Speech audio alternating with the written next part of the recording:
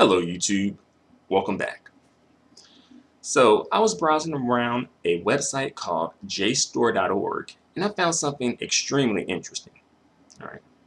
And for those of you who don't know, JStore is a website which is a database that contains academic journals and academic articles.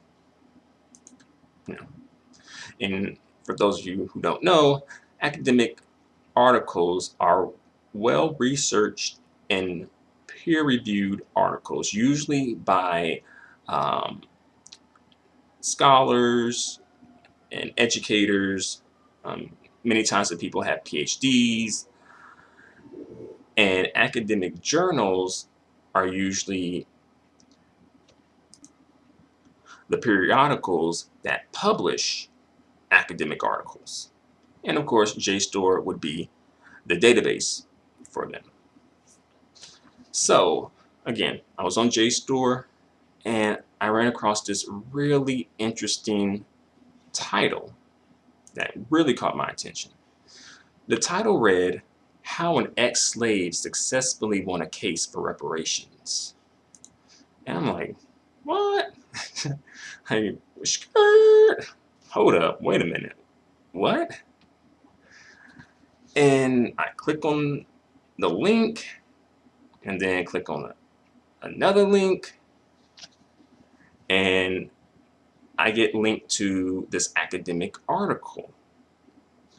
And the academic article, right, is titled "Belinda's Petition, Reparations for Slavery in Revolutionary Massachusetts." And that's the title. All right. And this academic article, this article was written by Roy E. Finkenbine, Dr. Roy E. Finkenbine. And Dr. Roy E. Finkenbine is a professor in the Department of History and director of Black Abolitionist Archives at the University of Detroit Mercer. All right. So again, he's a professor in the Department of History and he's the director of the Black Abolitionist Archives at the University of Detroit Mercer. All right. So what I'm going to do is kind of just go through this article and give you some of like the highlights of it, because this has like a lot of interesting information here, a lot of well-researched, well-documented information put into this article.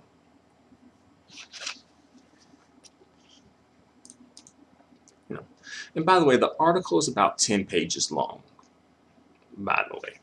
So a bit of a read, but it is very interesting. It has a lot of history that you may not be familiar with, honestly, because I'm reading this and like, I didn't know about this, you know? So with all that being said, let me get into this now, all right? So again, this is about a former slave named Belinda, and she is African. And as far as Belinda's surname is concerned, her last name is concerned, oftentimes she is just cited as Belinda. Some people may have speculated that her last name is Royal, Belinda Royal, because that's the last name of the man who owned her.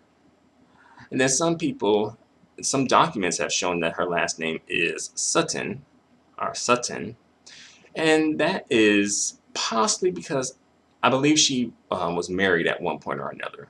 Not much is known about her husband, though. But she got married after she got her freedom. So, again, oftentimes in these documents, they just refer to her as Belinda, no last name. All right. And as you know, boss chicks don't need a last name, right? Like Rihanna, Beyonce, Madonna, Cher. When you're a boss chick, you don't need a last name. But let's get into this, all right? Um, so Belinda had begun, let's see, Belinda had begun the revolution as the slave of Isaac Royal of Medford, Massachusetts, the largest slave owner and one of the wealthiest in the colony. As an avowed loyalist, Royal had fled to England in 1775, shortly after Lexington and Concord, leaving his business interests, his Georgian mansion, his extensive slave quarters, and his 24 or so slaves behind. Though Massachusetts had confiscated his real property in 1778, several of the slaves, including Belinda, were manumitted and left to fend for themselves. Manumitted meaning released from slavery. Um, like many other Africans freed in New England, during or shortly after the Revolution, Belinda chose to exchange the site of her bondage for the thriving seaport city of Boston, probably hoping to become part of the free Black community developing there. However, freedom came at a cost. Belinda was aged, poor, living on the margins of society, while also caring for an invalid daughter, Preen, who had accompanied her to Boston. Furthermore, a son, Joseph, may have been sold away from her at the time she was enslaved. Well, at the time she was released from slavery. So, apparently troubled by her failures to realize any of the fruits of the labors she had performed for decades in bondage, she presented a petition to the Massachusetts legislature on February 14, 1783, asking for an annual pension to be paid to her and Preen out of the proceeds of Royal's estate. All right.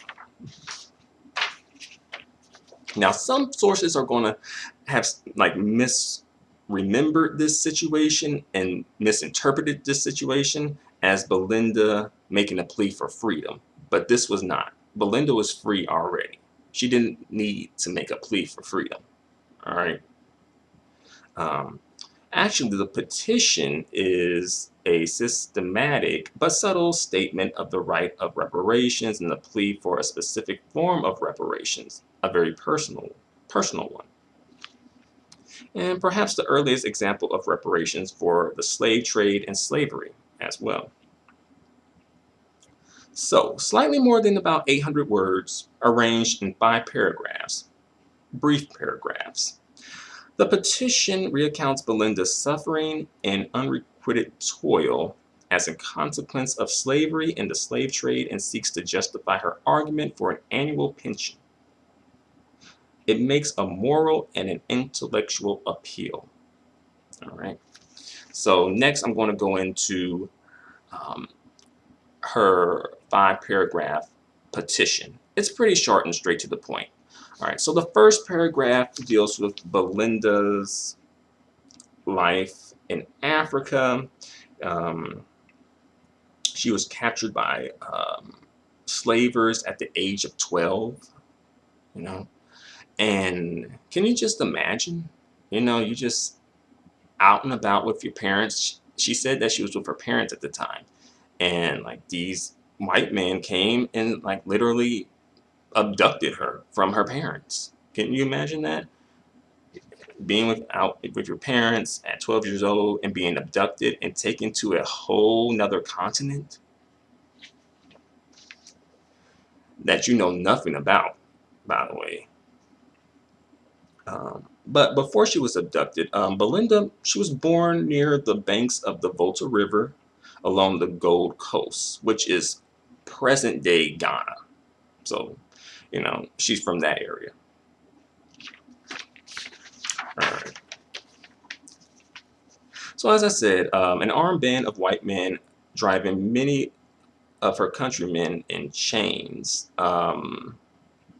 They rushed into the hollowed shades, wrenching her from her parents, whom she described as too old to be fit for bondage. And this was the last time she would see her parents, by the way. After this, she never sees her parents again. The second paragraph recounts the horrors of the Middle Passage across the Atlantic. And Belinda said she was unable to divert her attention from the 300 Africans in chains on this slave ship.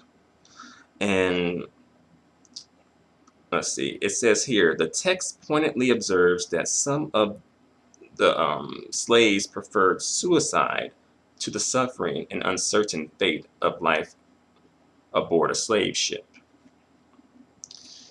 And that kind of makes me wonder, how many black bodies or corpses are in the Atlantic? Because you hear that a lot.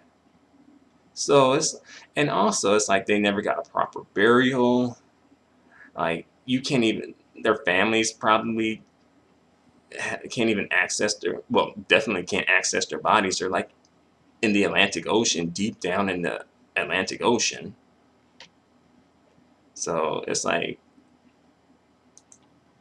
that in itself is a tragedy. In the third paragraph, Belinda talks about her experience in American slavery, right? When she first got here, she was amazed by the language, ideas, and material culture of her white masters. But shock gave way to depression and awareness that her doom was slavery, from which death alone was to emancipate her. So basically, she got here like, oh, it's so nice here, but I'm a slave. I can't enjoy this shit. A bit more information about the background of the guy who owned her, Isaac Royal. He came into the colony already prosperous from his family's ownership of a sugar plantation in Antigua in the West Indies. He had then established his credentials as a public figure and a leading benefactor in the colony, serving on the governor's council for 23 years, contributing his salary to the care of the local poor, helping to support public schooling, and endowing a law professorship at Harvard College from a portion of the profits of his estate. All right. But back to Belinda. Belinda's story was instead one of long years of unpaid labor to Isaac Royal, right? Until the cause of freedom compelled her master to fly to England, a land where lawless dominion sits enthroned at the beginning of the Revolution. This ironic reference was likely a subtle reminder to members of the legislature that just as Massachusetts patriots had described themselves as slaves to the crown and Parliament in Britain, she, Belinda, had been an actual slave to Isaac Royal in Massachusetts. All right. So the fourth and fifth paragraph of her petition turns from a moral appeal, which had recounted Belinda's suffering as a result of slavery and the slave trade, to a reasoned argument for personal reparations based on need and the value of her past labor. The fourth paragraph begins by informing the legislators of her age. Quote unquote, her face now marked with furrows of time. I guess that's how they say. And her condition, her frame feeble, bending under the oppression of years. Signs of an inability at her stage of life to adequately support herself and her invalid daughter. She had, however, worked the better part of a lifetime to build Royal's wealth. All right.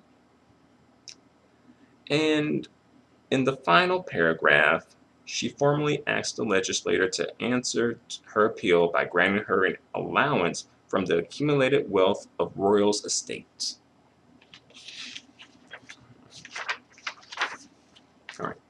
So Belinda's decision to petition the Massachusetts legislature emerged from a specific context of African American resistance. All right. In the era of revolution, you know, the revolution, Massachusetts slaves had begun to act with greater historical agency against the institution. A few had responded with violence, yet many more, as T.H. Breen has observed, managed to translate their aspirations and sufferings into a liberal language of natural rights shared by white judges and legislators.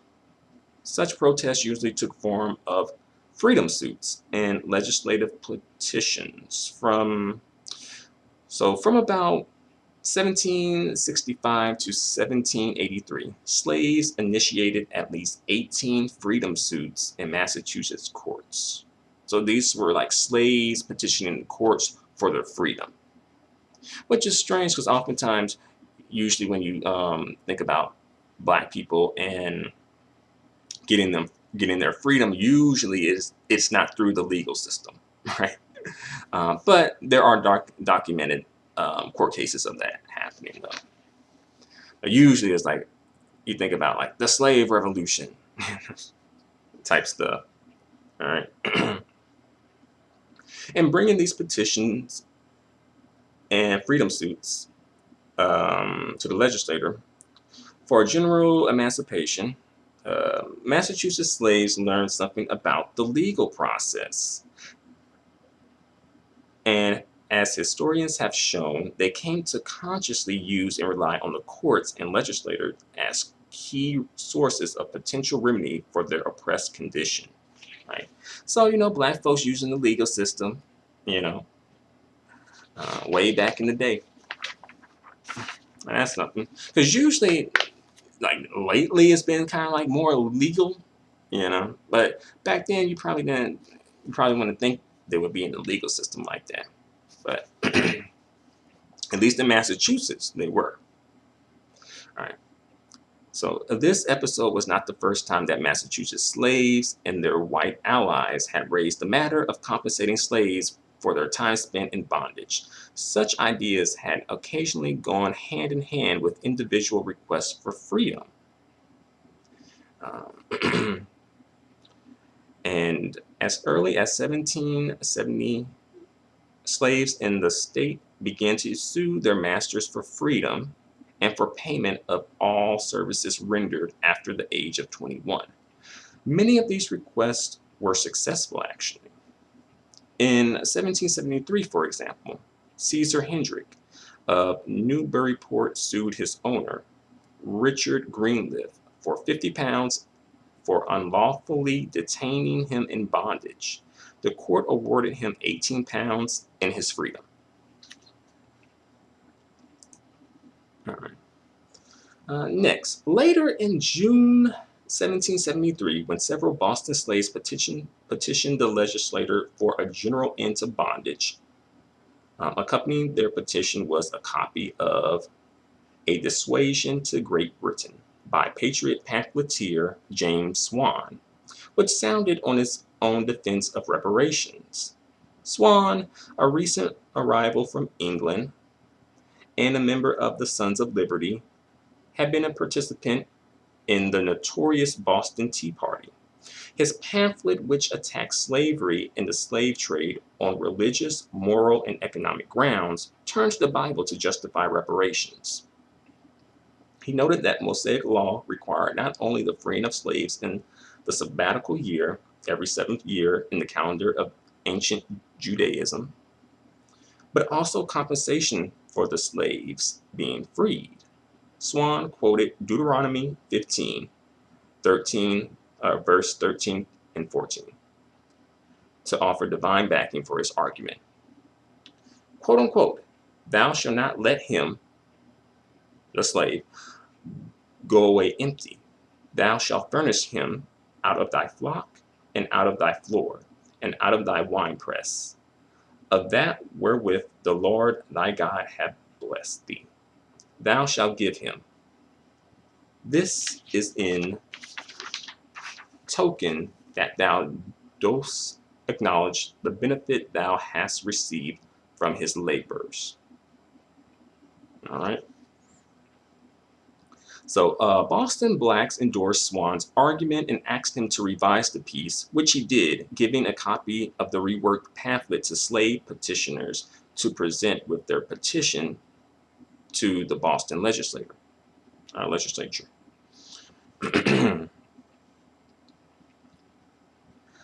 But back to Belinda. So when Belinda arrived to Boston, she arrived near the end of the conflict, near the end of the revolution. And she joined an African American community in which reparations were a normal topic of conversation and a just claim. Let's see. And this article also mentions a man named Anthony Vassall. He's a black man, and he sued for reparations. He argued that he and his wife merited special consideration because they, quote unquote, spent almost 50 years of their life in slavery and were now too old and infirm to work and were reduced to the painful necessity of begging for bread. And he had asked for a plot of land. Instead of land, the legislature awarded him an annual pension of £12 from the proceeds of the estate. All right. But in regards to Belinda, as far as the document that she had, her petition is concerned, it is speculated, and probably likely so, that the document must have been drafted with the assistance of an amanuensis who likely crafted the lion's share of its specific language. Two reasons prompt this conclusion. So the author uses two reasons to justify this idea. First, Belinda was almost certainly illiterate. And, this is speculated because where she was supposed to sign, she didn't sign her name. She put an X instead. Second, the style of the language used in the document suggests that it was penned by a person familiar with other petitions that had gone to the Massachusetts legislature. And the author speculates that the person who helped her was Prince Hall, the most prominent African American activist in the Revolution era Boston.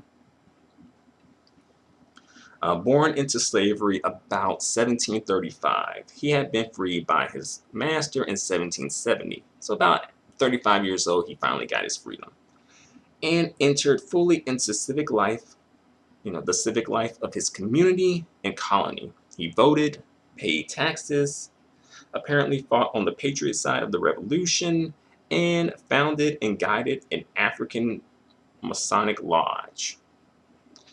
Hall also penned several petitions to Massachusetts legislature from about 1777 to about 1788, so a little over 10 years, asking for a general emancipation, equal access to public education, financial assistance for blacks who wished to settle in West Africa, and protection against kidnapping into slavery.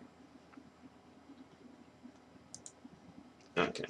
So as far as Belinda's petition is concerned, let's get into that. Let's see how exactly the courts ruled for her. All right.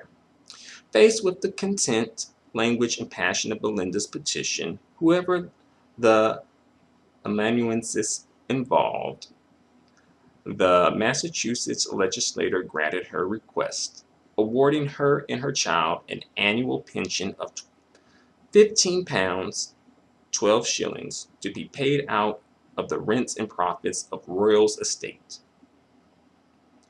And also, what may have worked in her favor, Belinda's favor, was the fact that Royal had been a loyalist, thus on the wrong side of the struggle for American independence. Undoubtedly, it probably influenced and eased the members' decision. Like, hey, this dude's a traitor, whatever, just give her the money. but the estate failed to continue the payment after the initial year. Time passed. Despite her repeated informal requests to have her pension restored, Belinda, quote unquote, could not obtain any more. Finally, in 1787, she again petitioned legislator, formally asking for the restoration of her pension. On November 17th, the legislator ordered that it be paid, and Belinda received the annual stipend until 1790, when the executor of the royal estate refused payment, quote unquote, without further interposition by the legislator. Then, claiming to be, quote unquote, perishing for the necessities of life, Belinda petitioned the legislator a third time. The legislative committee, which was appointed to investigate, determined that the pension was still in full force and ordered the payments to continue. Unfortunately, after 1790, nothing further is known about Belinda's life. So that's all we got. Interestingly enough, this petition, however, took on a life of its own and became a big media story that reached all the way across the Atlantic Ocean to England, which is pretty big considering at that time. Like, of course, now that's not a super big deal, but back then, news took a minute to travel. It didn't just travel like through the internet and through Twitter or whatever, or social media. Like, it really took a moment. But this was a big, for its time and for its day, this was a big media story. And a lot of other periodicals and news sources and media covered the story too. And let's see. And then at one point, the story had died down, but then it wound up, reviving. The story wound up becoming a big media story again, because when she repetitioned the courts, that added more life to the story, so it revived the story. And last but not least, the article also kind of speaks on a few other situations where reparations were given. Let's see. A range of white allies also promoted reparations for slavery. This band included hundreds of 18th century Quakers who freed their slaves and personally compensated them for their unpaid time in bondage.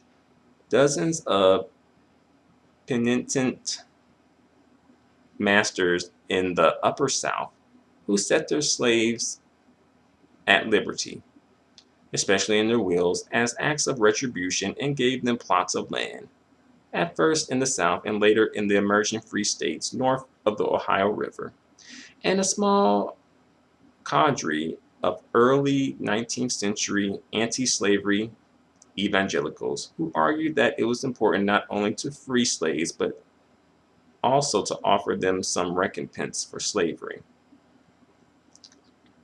And the article ends on this note. It cites someone by the name of Timothy Dwight. At that time, he was president of Yale University, who defended reparations to former slaves in a 1810 sermon. Quote unquote, "It is in vain to allege that our ancestors brought them hither and not we. We inherit our ample patrimony with all its encumbrances, and are bound to pay the debts of our ancestors. This debt, particularly, we are bound to discharge. And when the righteous judge of the universe comes to reckon with his servants, he will rigidly exact the payment at our hands. To give them liberty and stop there is to entail upon them a curse." And that's the end. So what did you guys think about that? You know, I know this video was a bit long. You know, I hope you was able to. I hope you were able to get something out of it. I hope you enjoyed all that interesting information. But let me know what you let me know what you guys think in the comment section. Until the next video, adios and goodbye for now. Also, one thing to note, you notice that these slaves petitioned their direct owners and not the U.S. government. I just wanted to make that note too. They did use the legal system, of course, but they went to the people who owned them to pay them reparations, right? But these are still very interesting, extremely interesting cases, and moments in U.S. history as well. But again, let me know what you think in the comment section. Until the next video, adios and goodbye for now.